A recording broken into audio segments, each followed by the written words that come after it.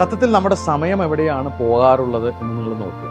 അപ്പോൾ എവിടെയാണെങ്കിലും നമ്മളൊരു പ്രവൃത്തിയിലേക്ക് എന്തിനു വേണ്ടിയിട്ടാണോ ഇറങ്ങിയത് ആ പ്രവൃത്തി പൂർത്തിയാക്കിയതിന് ശേഷം പുറത്തോട്ട് വരിക. ഉദാഹരണത്തിന് നമ്മളിപ്പോൾ മൊബൈൽ ഫോൺ എടുക്കുകയാണ്.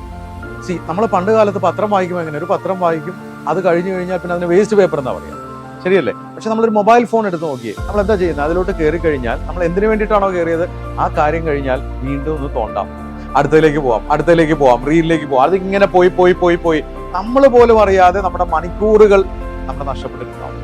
അപ്പൊ എപ്പോഴും ആലോചിക്കുക, നമ്മൾ എന്ത് പർപ്പസിനാണോ അതിനകത്ത് കടന്നത്. അപ്പോൾ ഈ സോഷ്യൽ മീഡിയ പ്രശ്നം എന്താണ്? അതിനൊരു എൻട്രി പോയിന്റ് ഉണ്ട്, എക്സിറ്റ് പോയിന്റ് ഇല്ല. ഐ റിപ്പീറ്റ്, എൻട്രി പോയിന്റ് ഉണ്ട്, എക്സിറ്റ്. നമ്മൾ സിനിമ കാണാൻ കയറി ടിക്കറ്റ് എടുത്ത് കഴിഞ്ഞിട്ടുണ്ടെങ്കിൽ ആ സിനിമ കഴിഞ്ഞ് അവിടെ നിന്ന് ഇറങ്ങി പോകുന്നുള്ള അവരെ ഇറക്കിവിടും. പക്ഷേ ഇതിനങ്ങനെ ഇല്ല. അതുകൊണ്ട് നമ്മുടെ സമയം വളരെ സൂക്ഷിച്ച് വേണം സോഷ്യൽ മീഡിയയിൽ ചെലവഴിക്കാൻ.